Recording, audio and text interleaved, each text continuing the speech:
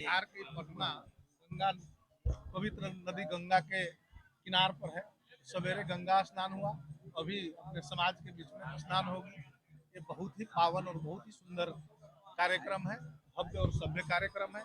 इस कार्यक्रम में हम नेपाल की भूमि से आकर जो यहाँ के महानुभाव लोग से, माननीय जी लोग से, गणेश जी लोग से बहुत चीज से अवगत हुए, इसलिए मैं बहुत खुश हूँ।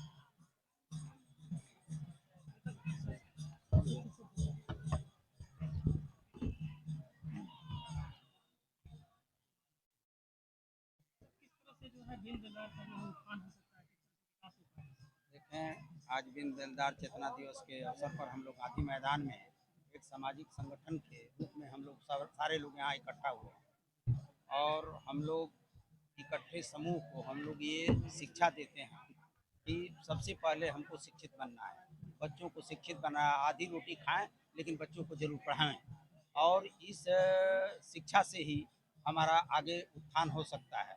आज जागरूकता अभियान चलाया जा रहा है कि हम लोग भिन्न भिन्न उपजातियों में बटे हुए हैं ताकि सब लोग गोलबंद होके एक जाति का जो समूह है जिसे निषाद कहा जाता है, उसमें कोई तियर बोलता है, कोई तांती बोलता है, कोई बिंद बोलता है, कोई बेलदार बोलता है, कोई नुनिया बोलता है, यानी भिन्न भिन्न रूप से हम लोग बटे हुए हैं जिससे हम लोगों का सामाजिक अस्तित्व जो है खतरे में है। इसलिए ये जागरूकता अभियान चलाया गया है कि कम से कम सब लोग जो अपने हक और अधिकार की, रोजी रोटी की लड़ाई के लिए समझें कि आखिर हमारी लड़ाई क्या है, हमें अधिकार कब मिलेगा, क्यों, कैसे मिलेगा।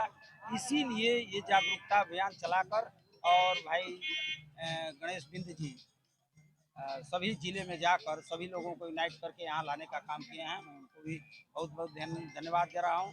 माननीय मंत्री जी नेपाल से आए हुए हैं, इनको भी मैं धन्यवाद देना चाहूँगा कि हमारे धरती पर आकर इन्होंने हम लोगों को कार्यक्रम में चार चांद लगाए हैं। ये सामाजिक संगठन है।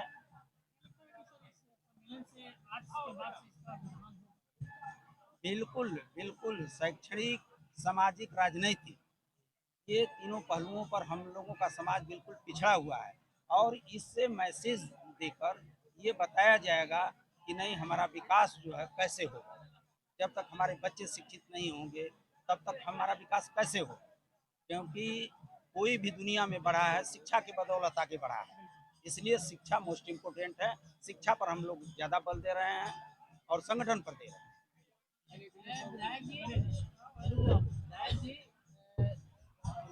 ये इसी की मांग हमेशा से होती रही है।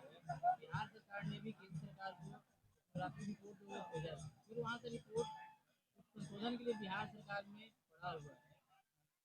क्या कारण है कि इतना लेट हो रहा है? आप सरकार में क्या कहेंगे नीतीश बाबू को या अपने मंत्रिमंडल को? देखें देखें, ये केंद्र सरकार का मामला है।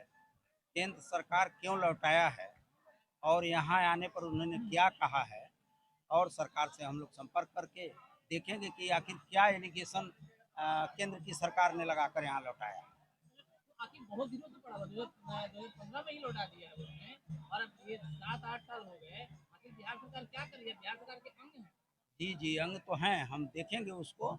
अपने माननीय मंत्रियों से, मुख्यमंत्री से, उप मुख्यमंत्री से मैं संपर्क करूंगा और पूछूंगा कि आखिर इसमें क्या व्यवधान है, क्योंकि ये सेंट्रल गवर्नमेंट की चीज़ है, ये तो बिहार स्टेट का चीज़ है नहीं। सेंट्रल गवर्नमेंट इसको करेगी, बिहार गवर्नमेंट के जिम्मे जो उसका दायित्व है वही कर पाएगी। केंद्र सरकार का साफ कहना है कि भाई इसमें कुछ त्रुटि रह गई है, उसको आप ठीक करके भेजिए, फर्दर हम देखते हैं। अच्छा, त्रुटि क्या है अब हम लोग देख लेंगे उसको। सामाजिक, शैक्षणिक, आर्थिक और सत्ता में भागीदारी के लिए हम लोग उनको जागरूक कर रहे हैं और हर जिला में हम लोग गए, अपना रथ लेकर के गए और सब लोगों को गांव-गांव जा करके हम उनको जागरूक कर रहे हैं और उसी की कड़ी में सभी लोगों को जागरूक करके हम एकत्रित करके यह संदेश देना चाहते हैं कि उठो, जागो, शिक्षित बनो, संगठित हो, संघर्ष करो। यह बात बिल्कुल सही है कि शिक्षा जो है विकास की सबसे सर्वोत्तम सीढ़ी है और शिक्षा के बिना कुछ भी नहीं हो सकता है। हमारी भिन्न बेलदार जाति, भिन्न नोनिया और केवट निषाद जातियाँ भी हमारी लगभग करीब करीब आबादी 60% आबादी अशिक्षित है। महिलाओं की आबादी तो 80% तक अशिक्षित, अगर आप जाकर के देखें। अभी अभी महिलाओं का हम ग्रुप बना रहे हैं महिलाओं के सशक्तिकरण के लिए, तो साइन करने के लिए महिलाएं नहीं मिल रही है। तो हमारी भिन्न जाति और बेलदार जाति की महिलाएं सबसे ज़्यादा अशिक्षित हैं। हमारे लोग जो है शराब के नशे में पड़े रहते हैं और हमारा अपना वोट भी जो है सही ढंग से सदुपयोग नहीं कर पाते हैं और आज़ादी के 75 साल के बाद भी हमारी कोई पहचान नहीं बन पाई। बिंद और बेलदार जाति की आबादी पूरे बिहार में 8.5% है, और 8.5% का मतलब है कि पूरे बिहार का 12 करोड़ का 8.5% मतलब 1 करोड़ से ज्यादा हमारी आबादी हुई। लेकिन आज तक हमारी कोई पहचान नहीं बन पाई। हम सबसे ज्यादा अशिक्षित है हमारी जाति राजनीतिक दृष्टि से सत्ता में कोई भागीदारी नहीं है आज़ादी के 75 साल के बाद। और अभी देखिए पूरे 1 करोड़ की आबादी वाले में मात्र एक विधायक हमारे भरत बिंद जी हैं, और उनको मंत्री तक भी नहीं बनाया गया। इसका मुख्य कारण है कि लोग यही समझते हैं कि बिंद और बेलदार जाति एक बहुत छोटी आबादी वाली जाति है, ये लोग हमारा कुछ नहीं बिगाड़ सकते हैं। तो हम लोग ये जितने राजनीतिक दल हैं, जितनी जातियां हैं, हम उनका भ्रम तोड़ना चाहते हैं कि नहीं, बिंद और बेलदार जाति एक बहुत बड़ी आबादी वाली जाति है। अगर हमने इन लोगों को टिकट नहीं मिला, हमारे लोग जीते हैं, उनको मंत्री नहीं बनाया गया, और सही अगर प्रपोर्शन में हम लोग जैसे जितनी जनसंख्या भारी उतनी हमको चाहिए हिस्सेदारी, तो उतनी हिस्सेदारी हमको मिलनी चाहिए। जब 1 करोड़ हमारी आबादी है बिंद और बेलदार की, तो उस हिसाब से हमको हमारे एमएलए भी होनी चाहिए, हमारा मंत्री भी होना चाहिए, हमारे मुखिया पंचायत समिति सदस्य भी होना चाहिए। तो हम सबसे ज्यादा फिक्र अपने लोगों को आप कैसे जागरूक करेंगे? जागरूक करने के लिए तो हम लोग देखिए गांव-गांव जाकर के संगठन के माध्यम से अभियान चलाएंगे, और यहाँ पर सब लोगों को गांव-गांव जाने से अच्छा है कि हम लोगों ने पूरे बिहार के जितने बिंद बेलदार समाज के बुद्धिजीवी और जितने पढ़ लोग हैं, उन सारे लोगों के हम लोगों ने एकत्रित किया कि एक ही प्लेटफॉर्म से एक सिंगल विंडो सिस्टम के साथ उनको हम बतावें कि भाई शिक्षा सबसे ज्यादा जरूरी है, आप पढ़िए, और बिना पढ़े लिखे कोई गुजारा नहीं है, तभी जाकर के आप आगे बढ़ेंगे। हम आधी रोटी खाएंगे लेकिन अपने बेटा बेटी को पढ़ाएंगे और लोगों को शिक्षित बनाएंगे, बच्चों को स्कूल भेजेंगे, और जब हम शिक्षित हो जाएंगे तो निश्चित रूप से मतदान का प्रयोग भी सही करेंगे। हमारे लोग जो है नशा जो सेवन करते हैं वो नशा भी बंद हो जाएगा। जो अंधविश्वास करते हैं कि भाग्य भगवान पर विश्वास करते हैं, अपने कर्म और परिश्रम पर विश्वास नहीं करते हैं, तो जब शिक्षित होंगे तो ये सब चीजें भी दूर होंगी, उनकी भ्रांतियां। तो इसीलिए हम लोग चाहते हैं कि गांधी मैदान में बिंदु और बेलदार की एक रैली इसलिए की गई है कि सब हम लोग यहाँ मिलजुल कर इस पर डिस्कशन करेंगे, सबको संदेश एक जाएगा एक सिंगल विंडो सिस्टम के साथ, और जागृति आएगी और लोग अपने आप को समझेंगे कि हम बिंद जाति के लोग हैं और हमें एकजुट रहना है।